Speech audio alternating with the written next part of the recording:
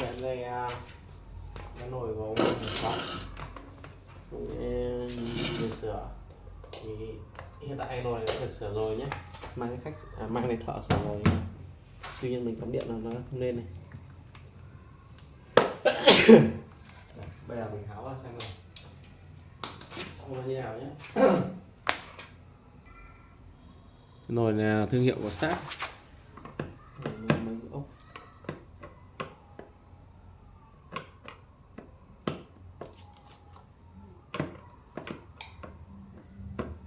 Cái máy vít của mình nó quên đầu hai cạnh, bỏ vào. Máy vít nó lỗi chưa xuất hiện được pin nên là phải dừng tạo cái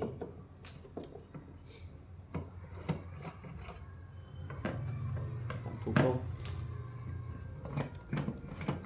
Nồi này là nồi mâm nhiệt nhé, không phải là nồi mâm từ.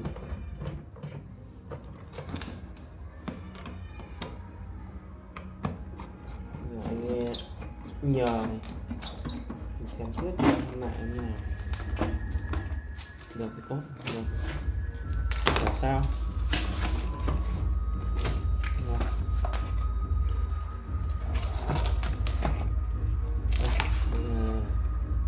Ruột của nó. Đấy, thì cái này nó chỉ có mỗi cái màng điều khiển thôi. Cầu chì thì vẫn còn, quan sát qua thì cầu chì vẫn còn này.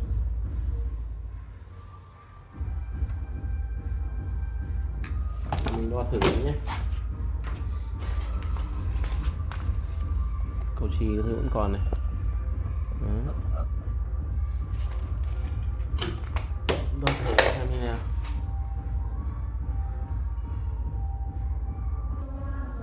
Đầu tiên là mình để về thang đo ohm nhé. Đấy, thang đo ohm này mình chập hai đầu cái đo vào kim lên rồi này. Bây giờ mình đo từ cái dây này vào đến cái cực của cái nồi này xem là nó có bị cháy gì không nhé. Đấy, thì đầu tiên là cho đây này, kim lên này, cho sang cực bên này kim không lên này. Đấy, đo từ đây ra đây kim lên, vậy là dây này không bị đứt nhé, dây này không đứt, dây thì ok này. Đấy, bây giờ là mình sẽ tiếp tục đo dây xanh từ đây vào đến cực xanh đây vẫn lên bình thường. Đấy, dây đen là vào qua đây không sang dây trắng cũng vẫn lên nhé. Này, vậy là cái cầu chì này cũng không bị đứt này, cầu chì cũng ok này. Vậy là lỗi bây giờ nó sẽ nằm ở mạch này. Đây mình sẽ tháo cái mạch này.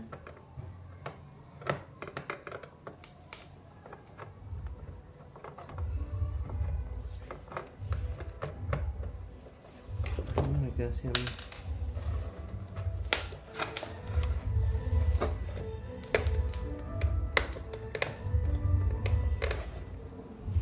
có hai con ốc.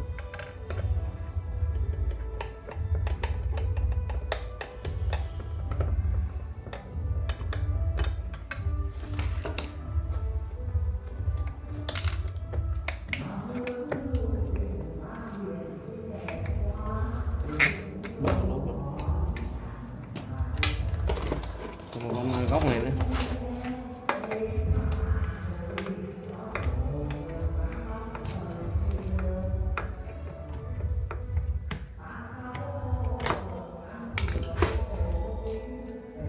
Quê mình đang có hội.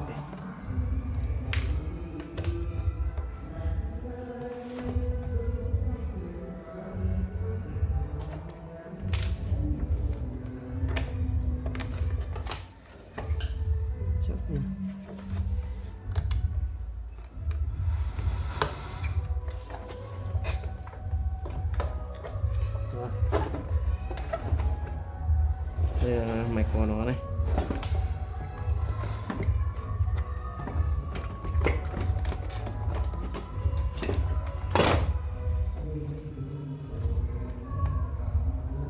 Để đã vào nó sẽ vào từ này và dây xanh.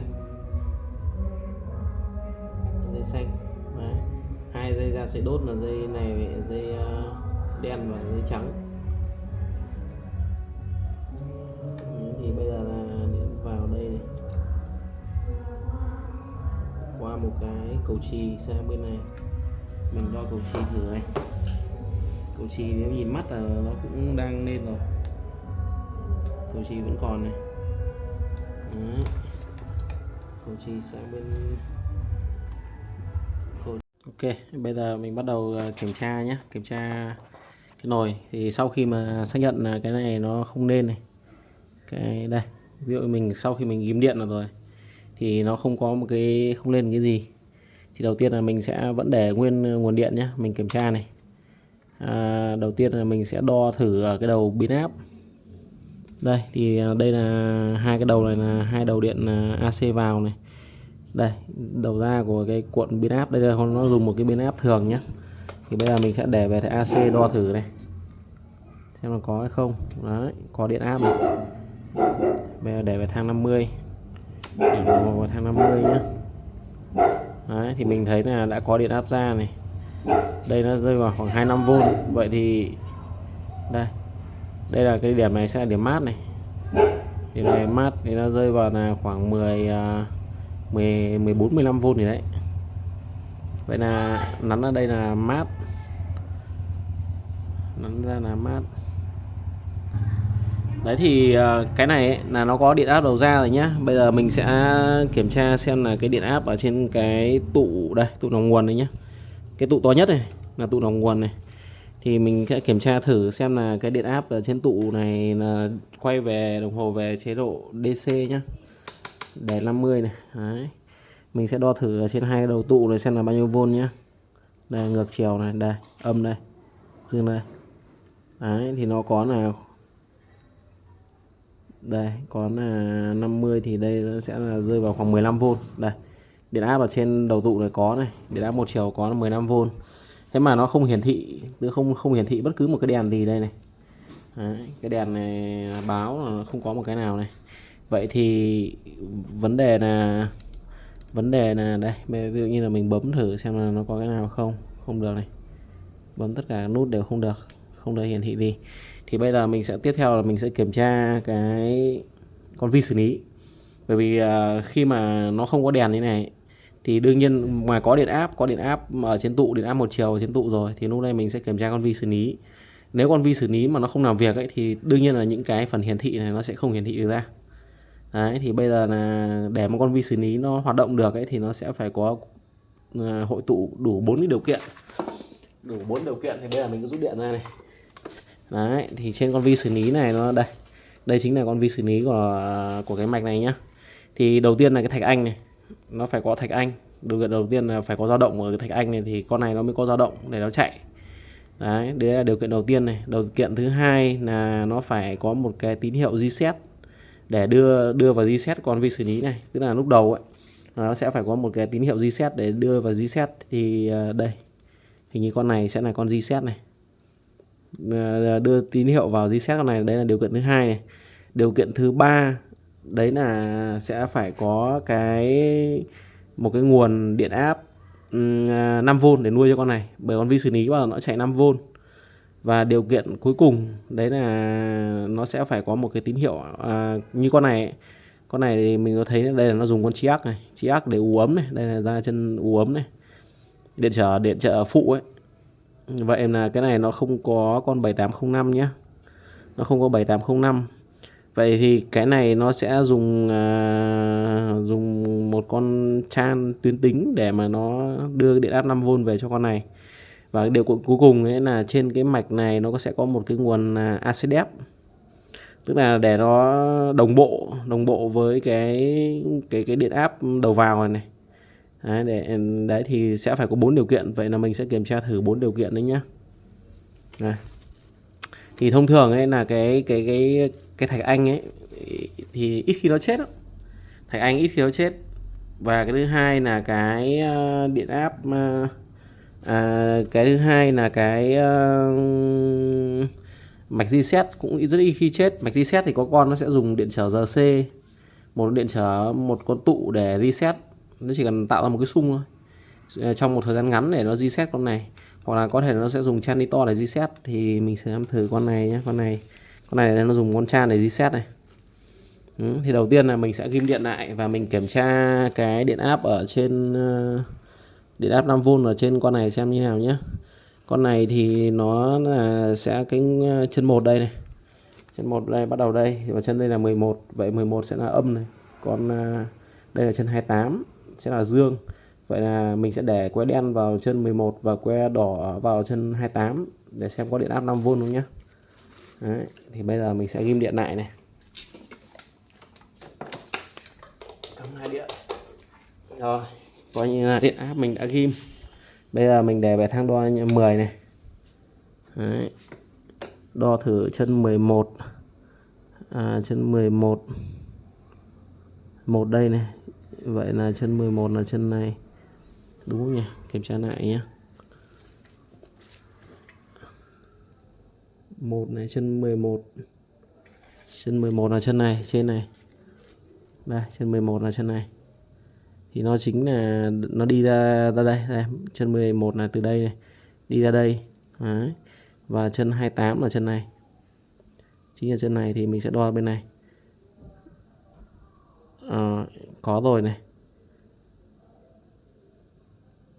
Có điện áp rồi này.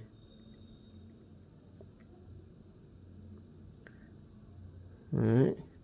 Nếu mà có điện áp này rồi thì vậy là con vi xử lý này nó sẽ có thể chạy được. Nó vẫn chạy được này. Thì mình sẽ phải kiểm tra tiếp cái xung đồng bộ nhé. Bởi vì cái thạch anh này ít khi chết này. Cái mạch reset ít khi chết này. Vậy là chỉ còn hai cái điều kiện còn lại là cái xung đồng bộ và nguồn điện áp 5V. Thế nhưng mà bây giờ mình kiểm tra trước thử cái này nhé. Bây giờ mình cũng có thể nút bấm. Bởi vì những cái nồi cũ ấy, đa số mà dùng nút bấm ấy, thì có thể cái nút bấm nó bị chập chờn, nó kém chẳng hạn, thì nó cũng sẽ không chạy. Thì bây giờ mình sẽ thử chập hai cái đầu này vào cái nút bấm để xem như nào đấy nhá. Chưa lên, không lên. Lên chạy rồi. Đó. Đây, đèn sáng rồi các bạn ạ. Vậy là con vi xử lý này chạy rồi nhá. Đấy.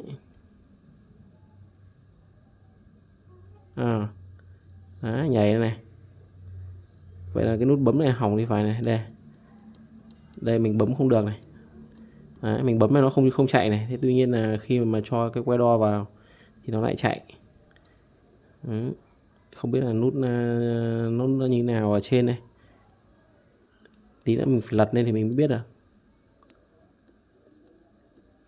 Vậy con như này con vi xử lý chạy rồi này. Bởi vì vi xử lý nó chạy thì cái đèn này nó mới sáng được các bạn nhé. Những cái đèn này sáng mới hiển thị được. Đấy. Ok, thế thì bây giờ mình sẽ rút điện ra và mình kiểm tra mấy cái nút bấm này xem là cái nào còn sống, cái nào chết nhá. Đấy, để rút điện lại. Thì để kiểm tra cái nút bấm này các bạn đo về thang đo ohm này. Thì thông thường là nếu mà đo trên mạch này thì có thể nó không chính xác hoàn toàn đâu. Tuy nhiên là mình cứ đo thử ấy nhá. Chập hai đầu que đo vào là đang lên này. Đấy, bây giờ mình để hai cái đầu này vào đây. Hai đầu vào hai cái nút bấm này. Mình bấm thử. Đấy, nút này lên này. Bỏ ra mất này. Lên này. Mất này. Vậy là nút này vẫn đang chạy nhá này. Đó. Bây giờ mình thử sang cái này. Lên xuống. Mất này. Còn nút này vẫn ok này. Bây giờ mình đo nốt cái này. Đo nút bấm vẫn được này. Nút bấm vẫn chạy này bạn. Nhưng không hiểu sao nắp ở trên mạch nó lại không chạy nhỉ. Đây mình thử lại nhé. Thử lại một lần nữa này. Bây giờ để nguyên này trên mạch mình bấm thử đây. Không chạy này. Không chạy này. Không chạy này. Đấy, mình bấm thử này nó không chạy này. Giữ không được này. Thế tuy nhiên là đây, ví dụ như bây giờ mình để ở đây chạy luôn này. Đấy. Đấy. Này, chuyển này. Đấy. chuyển bình thường này. Ok, vậy là nguyên nhân vẫn là do nút bấm thôi. Thì bây giờ mình cứ thay cái thằng này đi anh nhá. Hay mình kiếm một cái nút bấm ấy. Đây, mình vừa kiếm được cái nút bấm thì tuy nhiên là cái nút bấm này của mình nó lại đang dài hơn so với cái nút này nó thấp này. Thì cái này tí nữa mình sẽ cắt bớt cái phần đầu này đi. Cắt bớt phần đầu đi nhá, để mình kiểm tra thử cái nút bấm này xem nó còn chạy hay không ấy. Mình vẫn để thang đo ôm này, hai cái phía ngoài, hai cực ngoài này, bấm này, lên này, bò này. Rồi ok. Bây giờ mình sẽ, cái này thì nó là hàn chân ở trên main luôn nhé. Thì bây giờ mình sẽ bẻ cái chân này ra này. Bẻ cái chân này ra. Tí nữa mình sẽ hàn trực tiếp ở trên main. Đây, bẻ chân ra các bạn nhé. Hàn trực tiếp lên trên main. Đấy, đầu tiên mình sẽ rút điện ra lấy mỏ hàn để mình tháo cái phím này ra ấy. Rồi bây giờ mình sẽ dùng cái hút thiếc để mình hút cái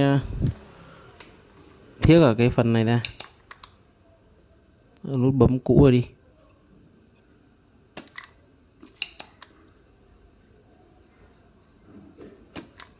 Thì trước khi mà hút thì các bạn cho ít nhiệt thông vào cho nó ra, cái này nó nhanh nóng chảy nhá.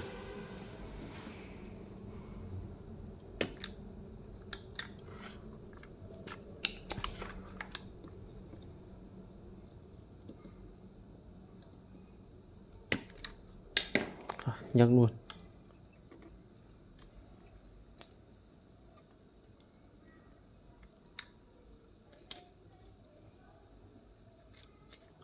Cái này chân nó cắm xuống phía dưới các bạn. Đây, nó cắm xuống phía dưới này.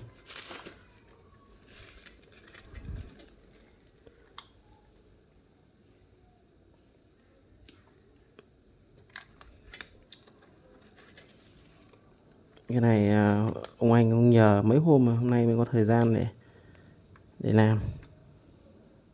Vậy là nếu mà nó cắm xuống dưới thì mình sẽ phải hút hết cái thiếc ở cái chỗ này đi. Thì xong đấy là mình mới cho nó xuống được.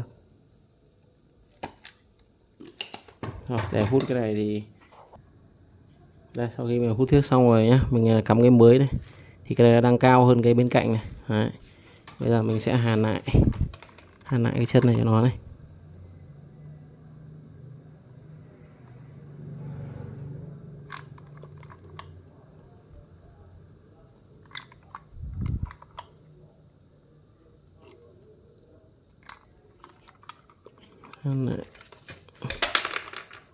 Hàn lại các bên. Nó có 4 chân nhá. 4 chân thì có hai cặp ở hai bên thông nhau.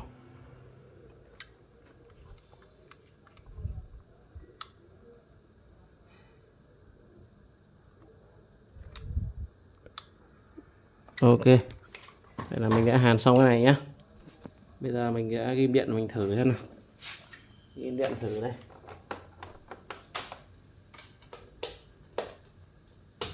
Rồi. Đây, bấm thử nhá.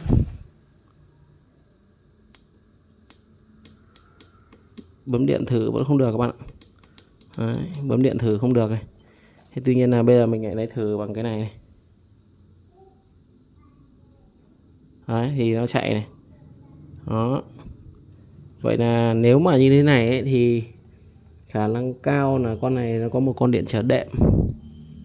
Điện trở đệm của cái phần này này. Đấy, nó thay đổi trị số. Thế để mình dò thử cái điện trở đấy xem như nào ấy nhá. Đây nhá các bạn. Sau một thời gian mình lười, mình cũng không muốn vẽ, nhưng mà sau đấy mình vẽ lại mạch nhá. Thì đây chính là cái mạch bàn phím của nó này, nó gồm có 3 phím này, SW1, 2 và SW3. Thì cái thằng SW1 này đấy, nó nối với thằng 3 và nối một con chở 3K7 xuống mát này. Để nối với con 1K vào chân 20 vi xử lý này. Thế xong đấy mình kiểm tra cái thằng SW2 này thì nó nối với con 3K7 xuống mát và nó nối 1K và một chân của vi xử lý. Thế tuy nhiên là cái đoạn mà nối con 1K này, cái đầu này nối vào chân vi xử lý thì nó lại bị đứt. Đây, nó chính là cái dây này đứt này, nó bị đứt mạch. cái mạch này lâu ngày nó han, nó đứt, nên là nó không đưa được tín hiệu về con vi xử lý của cái thằng này, cho nên là cái phím này bấm không được này. Đấy. Thế là mình sửa xong rồi bấm ok nhá. Này, bấm phát này. Đấy, về chế độ ủ này. Đấy. Bây giờ mình bấm cái nấu này. Đấy, chạy luôn này. Đấy. Đấy. Bây giờ ấn lại phát này, chọn chế độ này. Đấy, ví dụ 1 này, 2 này, 3 hay gì đấy, lại thời gian gì đấy, ok. Đấy, bây giờ bấm nấu này. Đấy, chạy luôn rồi nhá. Đấy. Clear này, bấm phát nào ủ này. Đấy. Clear này, chọn 1 2 3, không biết là thời gian này cái gì ấy, thời gian 9 rồi. Đấy. Đây chắc là thời gian, đây là nấu này. Đấy, chạy luôn này. Vậy là cái này nguyên nhân chính ấy là cái đường mạch này, cái đường mạch này nó bị đứt này. Đấy, thì mình dò cái đường mạch này nó bé quá, và mình thêm mình câu một cái dây từ cái đầu này vào một chân ra cái đầu con vi xử lý này. Đấy, thì là ok rồi nhá. Vậy nguyên nhân là như vậy, và bây giờ mình chỉ cần bắt một cái dây mình câu từ bên này sang bên này là giải quyết xong vấn đề. Đấy. Thì cái nguyên nhân của cái nồi, đối với cái nồi này của mình ấy, đó là chính là nó bị đứt cái đây, cái đường mạch này. Để mình rút điện đấy. Cái đường mạch này bạn này, cái đoạn đường mạch, có một cái đoạn đường mạch này. Đấy. Để zoom thêm tí nữa nào. Đây nha, cái đầu ra của vi xử lý này. Đấy. Thì cái đoạn đường mạch này lâu ngày nó bị lên đây nét đây, nó sinh miệng nó bị đứt đoạn này, có một đoạn đen đen này, này. Đây nhá, để mình thêm này. Đó. Đây thì chính là từ cái chân nối qua con chở này, qua một con chở này và 3K7 xuống mát này, nối với con 1K này, thì cái đầu này là đầu ra của nó này. Đấy. Cái đầu ra này nó sẽ đi theo cái đường này, thì cái đoạn này nó bị đen này. Đấy. Thì nó đứt này, nó đi ra đến cái chỗ này, đi ra chỗ này, và từ chỗ này bắt đầu nó đưa về chân một con vi xử lý để nó quét phím. Tuy nhiên là cái đoạn đen đen này, đoạn đen đen nằm giữa đoạn này nó bị đứt. Đấy, mình đo thông mạch nó không thông, chính vì vậy mà nó không đưa được cái tín hiệu về vi xử lý, nên là nó không, khi mình bấm phím nó không chạy. Ok, vậy bây giờ mình chỉ hàn lại là xong. Bây giờ mình hàn câu dây lại nhé. Dây nó đang hơi lòng ngoằng nên là mình sẽ hàn câu lại. Vậy là xử lý xong vấn đề. Đấy thì với những cái mạch mà lâu ngày này, thông thường trên đường mạch cũng thể nó sẽ bị đứt như trường hợp như này. Vậy là như thế này mình chỉ cần câu dây lại thôi. Câu dây lại, thế mà cái phím này nãy mình thay cái phím mới rồi, nên là tí mình phải cắt bớt cái phần này đi một ít là xong. Bây giờ mình sẽ lắp lại nhé. Đấy thì sau khi mình câu đây, mình câu cái dây này lên trên đường mạch luôn. Đấy, chỗ này nó có một con chờ nó bỏ này, thì mình câu luôn cái dây này lên trên đường mạch. Đấy, câu vào đầu con chờ này luôn. Đây. Hai con chờ này, cái con chờ này chính là con chờ mà đưa về chân vi của vi xử lý, con này đưa về chân 20 này, con này đưa về cái đầu này không biết vào chân bao nhiêu ấy. Đây này, nó bị đứt đường mạch đoạn này. Đấy, mình đo thông mạch thử thì nó không được. Đấy, bây giờ mình sẽ lắp lại thôi. Về các bạn là ok. Thì nếu mà các bạn thấy hay thì cho mình xin một like và subscribe kênh nhé, để mình sẽ làm các video tiếp theo. Bây giờ sẽ lắp lại cho em nó. Sau khi mình sửa xong nhé, thì bây giờ mình sẽ bấm thử lại này. Đây là nút reset này, bấm lên luôn này, và reset. Cái này là thiết lập thời gian, thì này có đồng hồ trên đấy, cúc này, nấu này, đèn này nó lên luôn này. Đấy, bây giờ reset này, là clear này, ấn vào đây là ủ ấm này, chạy rồi nhá. Bây giờ mình tắt cái chế độ ủ ấm đi, ấn nấu luôn này. Đây, ấn mỗi lần nấu thì nó sẽ nấu về cái chế độ này. Để mình để thử xem nào, thử cho ít nước vào đây xem nó có. Đây, mình vừa cho ít nước vào đây rồi nhá. Đấy. Zone chưa thấy đóng, tuy nhiên là những chế độ này đang chạy rồi nhá. Để tí nữa xem là nước có sôi không nhá. Bây giờ mình dọn đồ vậy. Vừa nghe tiếng Zone đóng tạch rồi nhá. Cái này sau khi mà nó chạy thì phải gần 1 phút sau nó mới đóng Zone các bạn. 1-2 phút sau nó mới đóng Zone. Bây giờ Zone đã chạy. Thì để tí mình mở xem là còn nóng không. Nếu mà nóng thì coi như là ok rồi. Đấy thì đối với những cái nồi cũ này mà các bạn sửa thì các bạn thông thường là mà không nên nguồn không điều khiển được phím ấy, thì nguyên nhân là có thể do đường mạch nó đứt giống như của mình ấy. Vậy mà các bạn mình hôm nay cũng định lười không vẽ mạch. Đấy thì các bạn nên vẽ lại cái mạch này, cái mạch điều khiển đấy, Zone này đóng đấy, đóng liên tục luôn. Đấy thì các bạn vẽ mạch này, xong bắt đầu mình dò theo từng cái đường ấy để xem cái tín hiệu nó đưa về đâu. Thế mà nếu như mà mình dò rõ ràng mạch nó có rồi mà nó không đưa về thì nó bị đứt dây, thì lúc đấy các bạn chỉ cần nối dây câu dây như mình là ok. Nay làm cái này cũng tương đối muộn rồi. Đấy, chơi bốc hơi để mình sờ nào. Ấm rồi, nóng rồi các bạn, nóng rồi. Để tí nó sôi hẳn đấy nhá. Giờ này đóng. Không biết là cái chế độ này, cái nồi này của Thái thôi này, có toàn chữ tiếng Thái với chữ tiếng Anh. Cái này nấu ít, có sẽ lâu hơn. Mình reset đi, chuyển vào chế độ đầu tiên này, nấu này, nó sẽ nhanh hơn. Đây, thấy biểu tượng nhiều cơm hơn. Làm bánh này, chỗ này làm bánh, chế độ làm bánh. Đây, nấu gạo là phải là cái trên.